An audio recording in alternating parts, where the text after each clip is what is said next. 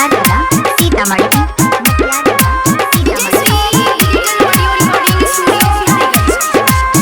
वीणा के धुन में छे गुण हजार गे, तहु नारी करे नारी के उधार गे।